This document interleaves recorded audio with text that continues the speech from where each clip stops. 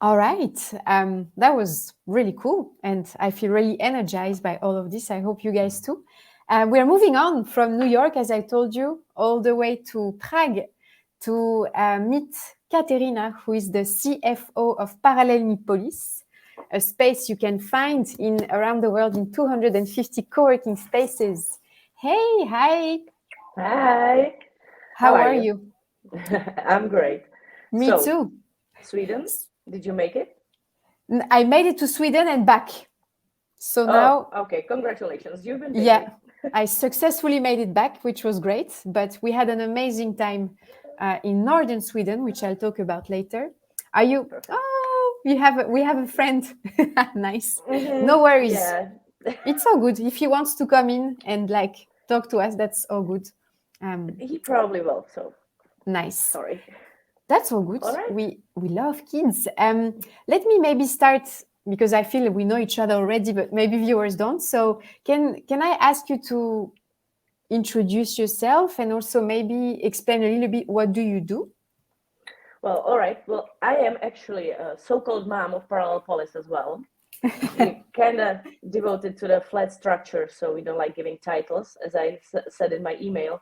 Well, I'm in charge of finances mostly and like the daily basis and stuff and keeping the house running. Well, for past year, I've been doing that remotely, which is amazing that we actually can nowadays.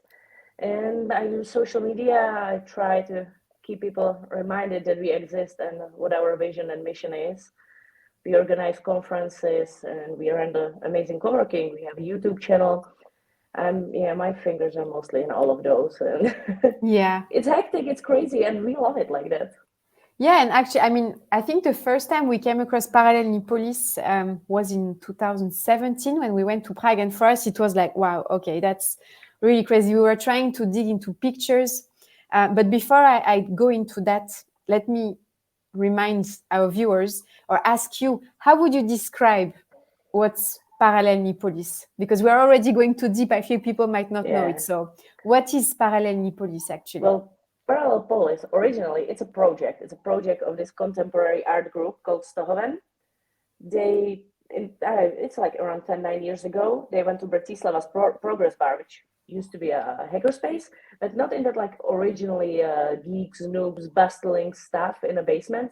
They were more oriented into education and giving lectures about all the current technologies and what's up.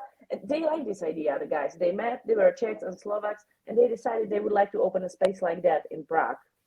They started looking for a building, and the first one they came across had 4 stores, which is kind of big for a hackerspace. So they were trying to figure out the idea how to do this properly and what to do with all the space.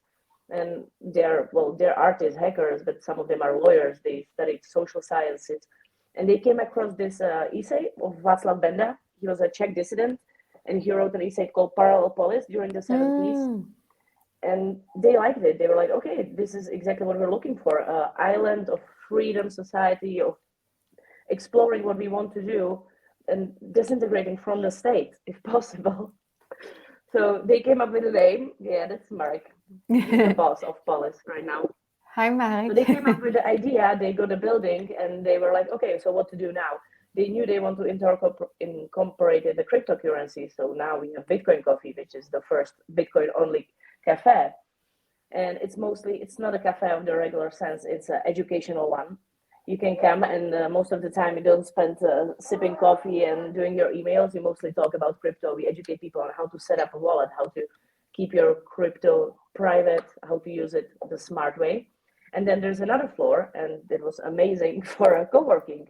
So we started that, and for us, it's really great. Oh my God, this is amazing! I love this life. Yeah. And it's actually what you said was exactly what we experienced when we went to Paralelni Polis for the first time. Because maybe Dimitar, you should join us in the conversation to recall the story. But we did create our own crypto wallet with you guys because we wanted to. What was the story, Dimitar? We wanted to buy a coffee, and we didn't have cryptos. Exactly. I think we had to buy Litecoin.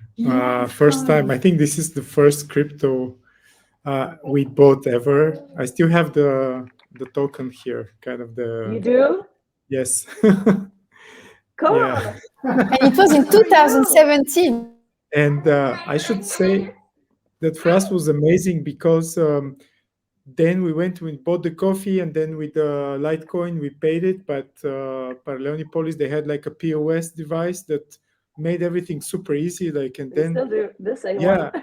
yeah, and like with Pauline, we were talking about like, wow, this was so seamless, like because even but this was way back in time, but when people hear crypto and blockchains and stuff, they have this nightmare of like interactions. But for us, it was super seamless. So we were really surprised off guard for our first experience of buying a coffee with No, Litecoin. exactly. That's the point of Bitcoin coffee itself. It's not Yeah. really to sell coffee and make money for rent. It's mostly about introducing people to crypto and Yeah. explaining to them that it's not the scam that you read around on the internet and everything. And we call it coffee with experience because you have to go through a little bit of a process. But if you just trust us a little bit, I think there's nothing, it's scary for some people. And yeah, that happens that they just turn and leave. But, we have like old ladies. It's like a bunch of 3 or 4 ladies. They come and they're like, we would like to have a coffee. And you tell them, well, but you cannot pay with card. And they're like, cash. No, not really. And then they sit there for hours and you talk to them and they leave and they have something to talk about with their kids, for example, about the technology, and they're educated themselves. I think that's great.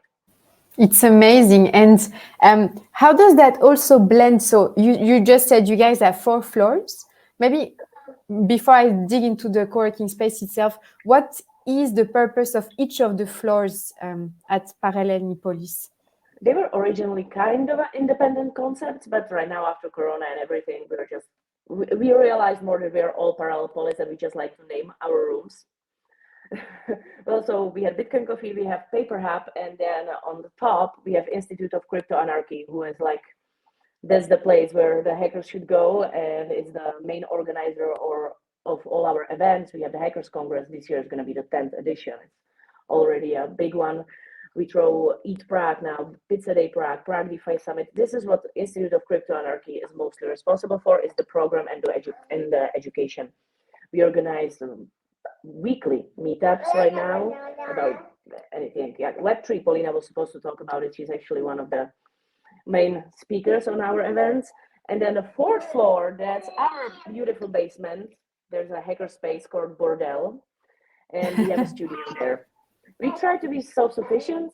We really like the idea that when you rent a table in Paperhub, you don't rent a table, but you rent first networking, the community, and then anything else. You have a meeting, we have a meeting room. You have a big event for your partners, colleagues, whoever, we have the space in the institute. Oh, you want to do a podcast? Come on, go downstairs. And if you want a coffee, hell yeah. And this tiny little island of independence. And the function, so if I want to become a member at Paperhub, which is the co-working space, is it also functioning with cryptocurrencies only, or actually can I pay with euros or Czech kronas? No, that's what we keep, and I think we are the only co-working who does that. It's also crypto only, and it's not even that hard as everyone would think, because we issue an invoice in the currency of our state, which is Czech crowns, and it just says, as it's supposed to do legally, that it's paid in BTC.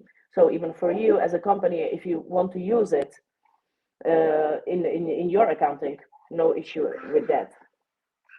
And do you know why was it important for you guys to have a co-working space within the whole concept of Paralelni Polis? Well, the original idea was to have the co-working a bit more curated than we do at this moment. Because, like, yeah, it's beautiful that we have photographers, HR people, and whoever else. But the idea and why it was settled there was to have like tiny, like incubators and tiny little startups, all oriented with blockchain, crypto, and all these technologies, or these new technologies which we're focusing on. And it's getting there, actually. Right now, for example, we have this tiny little private office, and there's this bunch of guys who make IT courses for kids, but for kids. They start with robotics for 5-year-olds. Oh, now we're going to throw a 3D printing course for kids, and it's getting there. Slowly the house is going to be oriented just for it. It's also a great bridge to my next question, because I wanted to ask you, so how do you guys, you're such in a unique position. You said you started in 2013, was it? 14. 14. Yeah. So you've been doing this for quite some time already. I mean, next year will be 10 years. So how do you actually educate the public at large to what is like crypto, blockchain, etc.? Well, it's hard. We do the public meetups. We try to do them as much as we can. They're free. We have our board of donors who actually like support this because this is our main mission. So all the money we have, we put into education for people. They can come, they can ask questions. We have the YouTube channel.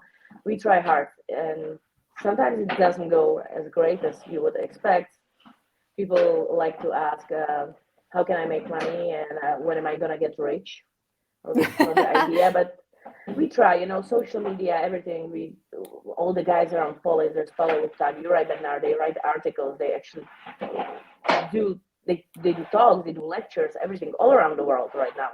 We have a guy from our community, the Slovak community, actually, who's opening a Bitcoin center in Roatan now. And we're trying to spread the word everywhere. And as Pamela Morgan, who's a friend of Andreas Antonopoulos, said a few years ago when she visited our Congress, she said, I'm so surprised that every city doesn't have a parallel polis, because I believe they should. And we believe in that too. Yes, please. I mean, I also believe that everybody should have a Paralelni Polis in their city. It's really, you want to, oh, okay, go. Yeah. I will listen to your question. I'll just tell him to be nice. Okay, that's all good. The question I wanted to ask you as the introduction, you started to say that you manage the finances for Paralelni Polis. So what does your job look like concretely every day? What do you do exactly? I've been looking at the mempool and our treasures and everything way too much than I would like. Well, it's actually the hardest part about the finances is probably the POS, as you said, the one you see, because it was invented mostly for us, by General Bytes. That's the proof that we did it. That's Eva, right? Yeah, it's Eva, exactly. That's when we came and that we had to buy our own Litecoin. That's the proof. Thanks, Dimitar, for pulling the picture. Yeah, this POS is actually giving us a hard time because it doesn't been updated that much since the time you've seen it. And, sometimes it takes some time for the block to be mined, or people try to use their Binance card, so the payment takes hours. But otherwise, but people would be surprised. We actually accept Czech currency. We do, because we have to. We're a normal company. We operate under the rules of Czech state, and we are an NGO, a non-profit. So we have to have a transparent bank account. And if you want to rent a space in Polis, and if you follow all the rules, for example, that you're not donated or sponsored, or you don't take grants, then of course there's a possibility to pay and send it to our bank account. So there's the regular stuff on my agenda, like accounting and paying our employees and paying vendors. And it's not also everyone thinks it's, it says crypto anarchy on our building, so everyone thinks it's anarchy. It's not really. We're kind of organized. And one of the things I also wanted to ask you on that is, you said earlier, I'm just repeating because sometimes people just join. So you said you started in 2014. How have you seen the perception around, let's say, blockchain and crypto evolve between 2014 and today, 2023? It's everything goes around and comes around to bull market or bear market. You can see it on everything, on our profits, on the atmosphere there, on the energy. If crypto goes up, everything is shiny and unicorns. If it's down, it's horrible. But they came also Bitcoin maximalism. It's a thing which grew over the years, and it's literally a religion right now. We are not Bitcoin only. I just had this conversation on Twitter earlier before I joined the talk. We're not Bitcoin only. We are a platform which is open for technology.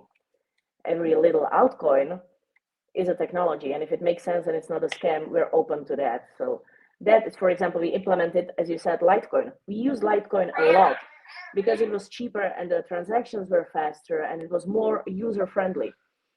I'm not gonna tell anyone to use Bitcoin to pay for their coffee if I know that they're gonna pay, I don't know, €2 for coffee, €1.50 for the transaction fees. That's silly. Yeah. Use Lightning for that. For right now, Bitcoin Lightning, it's pretty cool. That's what evolved. All the other projects, you see it with Wave NFTs. Last year, that was crazy. Everybody was coming and only asking about that. There's nothing else. It usually comes in waves, and we try to stand still and tell everyone just think about it and be smart. And now, do you see more interest into like AI with ChatGPT rising? Oh yeah, we did that too. We actually we had this girl who was around the project for a year and a half. She's this. She calls herself archaeologist in AI. That's cool title. She's really smart, and she's really into AI. So we had some deep insight into AI, and it was kind of popular within our community in approximately 21, I believe. We even wanted to go this direction and turn it into like cloud civilizations and societies as main topic for one of our congresses. We didn't go there after all because we thought it was kind of for a specific group, but we could see those events and her videos, especially on our YouTube. They have so many views and there's so many conversations open on this. Well, yeah, come on, we all know that. We were writing some articles lately and it's all ChatGPT and Midjourney. All my colleagues, they're a bit younger. They're doing this all day long. Yeah. Every time I try to go in and I'm like, oh, they are like AI is apologizing because the server is loaded. I'm like, oh, I can imagine all the students being there. Okay, make me my essay for this or that. That's really funny. How have you seen any also? Because like everybody talks about COVID and the effects of COVID on the physical space. So what was it for you guys? Have you seen any change or any like a spike of interest or something post-COVID? Well, for us, COVID was, we had to shut down the whole building, right? So, and we had to cut the team down to approximately 1/3. We stayed and we turned to online. We were live streaming concerts, talks, everything possible for 120 days, I believe, straight, usually 4 times a day. It was crazy. And we had a crowdfunding to keep us alive. That was the second wave. Then we opened for summer. It started getting better. People started coming, but everyone was like still really precautious. And then the second wave, we decided that we will keep the coworking open, for example, because we saw on the people, exactly, on our members, they didn't want to be at home anymore. They needed a change of environment. They wanted to come back and talk and just change the space and don't think about COVID nonstop. So we tested. We did our own testing at the door. We didn't look at the vaccinations or whatever. You had to come, spit in a bag, wait 15 minutes, you got a coffee, and then you could go in. And we were open the whole time for the second wave, and there was no one positive. Wow, okay. Yeah, we managed to keep it alive. And you could see it. People were so grateful. We had actually so many new members to come because they were like, this is great. You're doing something right. And you let me be here in a great environment where I can see that it's not all about talking about crypto, but you really care about us as well. So it actually kickstarted us a bit. That's really cool to hear. Yeah, and it gave also, I think, people some sort of a push to become more social, and I feel also sometimes a bit more curious, so to explore more things and leave more stuff. So it's cool to see that had a ripple effect on you guys as well, with more people coming to your doors. But if you reflect on the whole experience, so since 2014 to today, what would you say have been your biggest challenges as a space? Probably inflation, I must say, recently, because we have, as I said, a huge building in a kind of lucrative area of Prague, and everything is growing, and we're just trying to, we didn't want to put the prices higher on the memberships. We didn't want to go there. We didn't want the rentals to be so expensive that people couldn't afford it, because we want them to come and we want them to see and experience. So we're just trying to figure out a way how to keep it alive, but don't destroy the others around us. So that's probably, the rising prices are incredible for everyone. We can see it around, but for an NGO, it was kind of hard. how, like, if we have co-working spaces right now watching this, or even later when we put the replay on, who are interested in maybe implementing cryptos into their space or their concept, what would you be your number one advice to them? Be brave, but careful. Because there's, the legislation now in the European Union and all those AMLs, and that's crazy. And you have to be really careful of what you're doing and how you're handling the crypto. You don't want to put anyone into any kind of a problem. But if you really want to, there are people who will help you, who will come, they will help you set it up. And if you follow the rules, that's what crypto's for. It has to be used. We are kind of against all this hodl and don't use crypto. We want to support a circular parallel economy. So it would be amazing. I know about, well, there's more co-working spaces accepting crypto now, but I've been to the blog in Lisbon. They do that too. They even do crypto meetups. Oh my God, there should be at least 1 or 2 places in every city so the digital nomads can choose how they pay. Yeah, I mean, it's really important, and the work you're doing is really important. We have you guys in the book, so your story is all written down. If people have the book with them, it's on page 140. And I would really invite everyone to, if you pass by Prague, to come and see you guys, because the space is just like the communities, it's really worth it. And just because you have so much happening, as you said, there's the cafe for people who just want to have a drink, and then you have so many events and everything. So I would really advise everyone to come and pay you a visit. That would be lovely, and we're really nice. That might be one of the issues. We have this black building and this beautiful black merchandise, which mostly everyone in the building wears. And then sometimes we sit outside. We have this tiny little bench there and drink our coffee. And we might look like a sect, but we're really nice and we don't bite. Maybe you should paint the building in pink or something so that it doesn't. Yeah, we actually have the 10 amendments written about Polis, and one of them says that world is black and white. So okay, no pink, no pink. Cool. Kate, thank you so much for being with us today. It was really nice chatting with you. And Marek, I have to say, really cool. And as I said, I mean, we'll put the links of Paralelni Polis and Paperhub in the recap of the event, so people can really just get to know you guys and come and visit if they pass by Prague as well. Thank you. And thank you for what you're doing. My pleasure, our pleasure. It's for us also very important for people to I mean, as we said at the beginning of this event, the reason why we're putting this together is also to show that it's not as scary as it might seem or as it might look like. And we are really here to demystify everything and show people like you who are really pushing for this to happen and to be more visible. So we should also thank you for everything you're doing. All right. Have a great day, and I hope we can see each other in Prague very soon. I hope so. All right. Bye, guys. Bye.